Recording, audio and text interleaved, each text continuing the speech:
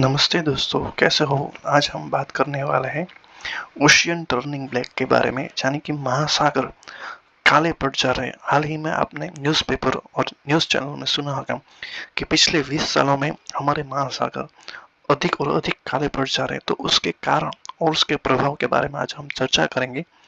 महासागर के काले पड़ने का मतलब है कि महासागर में सूर्य की रोशनी कम पहुंच रही है, जिससे महासागर की ऊपरी परत फोटोइक जोन यानी कि सूर्य के प्रकाश महासागरों के जिस गहराई तक जाता है उस जोन को हम फोटोइक जोन कहते हैं।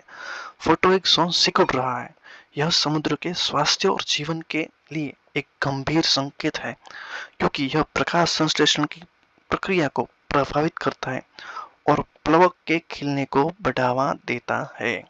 आइए अब हम समझते हैं कि महासागर के काले पड़ने के क्या कारण है। तो सबसे पहला कारण है जो मनुष्यों के द्वारा फैलाया जा रहा है, ग्लोबल वार्मिंग और उसका जलवायु परिवर्तन। महासागरों का तापमान बढ़ने से शैवाल की वृद्धि में बदलाव आता है। ग्लोबल वार्मिंग और जलवायु परिवर्तन के कारण शैवाल की वृद्धि में बदलाव आता है, जिसके प्रकाश के प्रवेश को सीमित किया जाता है, जिसके कारण क्या होता है कि शैवाल की अधिक वृद्धि होती है और उसके कारण प्रकाश अंदर तक पहुंचता नहीं है। दूसरा कारण भी मनुष्य द्वारा ही फैलाया गया है। तटीय क्षेत्र में पोषक तत्वों की अधिक मात्रा में प्रवेश। कैसे? तो कि देखो, कृषि और अन्य गतिविधियों से पोषक तत्व कौन से? तो कि नाइट्रोजन और फास्फोरस का अधिक मात्रा में प्रवेश प्लवक के खिलने को बढ़ावा देता है, जिससे पानी का रंग काला हो जाता है। तीसरा कारण की चर्चा करते हैं वो है पर्यावरणीय प्रदूषण। यह भी कारण यही है कि मनुष्य द्वारा ही फैलाया गया है। तो प्लास्टिक और अन्य कचरे के कारण पानी में पारदर्शिता कम होती है, जिससे सूर्य की रोशनी कम गहराई तक पहुंच जाती है, जिसके कारण भी ये रंग महासागरों का रंग अभी काला पड़ रहा है। चौथा और अंतिम कारण है महासागरीय अम्लीकरण, यानी कि महासागरों का एसिडीकरण हो रहा है। समुद्र में कार्बन डाइऑक्साइड की मात्रा बढ़ने से पानी अम्लीय हो रहा है, यानी कि एसिडिक हो रहा है, जिससे समुद्री जीवों के लिए शेल, जो उसका आवास है, वो बनना मुश्किल हो गया है।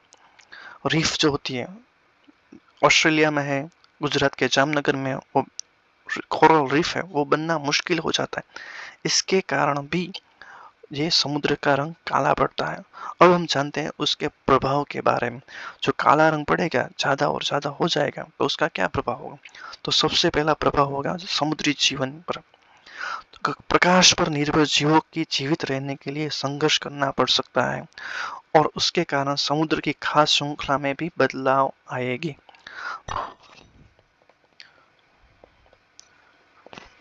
अब हम बात करने वाले हैं महासागर के काले पड़ने के क्या प्रभाव भविष्य में आएंगे। तो सबसे बड़ा प्रभाव होगा वह समुद्र जीवन पर प्रभाव। प्रकाश पर निर्भर जीवों को जीवित रहने के लिए भारी संघर्ष का सामना करना पड़ेगा, जिसके कारण उसकी जो खाद्य श्रृंखला है उसमें भारी बदलाव आएंगे भविष्य में। समुद्र के स्वास्थ्य पर प्रभाव। फोटोइक जोन सिकुड़ने के कारण समुद्री वनस्पति का विकास कम होगा, जो समुद्री खाद्य श्रृंखला के लिए महत्वपूर्ण है। और आखिर प्रभाव होगा मानव जीवन पर। महासागरों के स्वास्थ्य का सीधा संबंध मानव जीवन से है, इसीलिए यह एक गंभीर चिंता का विषय भविष्य में बनेगा, ग्लोबल वार्मिंग की तरह। बात करते हैं एक उदाहरण की। यह उदाहरण है काला सागर का। काला सागर कहाँ है? तो समझते हैं। यह है ब्लैक सी, काला सागर। तो आप देख सकते हैं, यह है ब्लैक सी। वो है यूक्रेन, रशिया, रोमानिया, बल्गेरिया, तुर्की और जॉर्जिया के बीच में ये काला सागर आया है। अब काला सागर जो है उसको हम शापित समुद्र भी कहते हैं, क्योंकि इसके निचले हिस्से में ऑक्सीजन नहीं है, जिससे वहाँ कोई जीवन मौजूद नहीं है। यह ध्यान रखना महत्वपूर्ण है कि महासागर के काले पड़ने का मतलब केवल रंग का बदलाव नहीं है, बल्कि समुद्र के स्वास्थ्य में गिरावट है, जो समुद्री जीवन और भविष्य मानव जीवन के लिए बहुत ही बड़ा खतरा होगी। और एक प्रश्न, सबसे बड़ा समुद्र कौन सा है? अटलांटिक महासागर, हिंद महासागर, पैसिफिक महासागर और कास्पियन सागर। आपको जो हमारा वीडियो पसंद आए तो लाइक, सब्सक्राइब और शेयर जरूर कीजिएगा। अस्सलाम।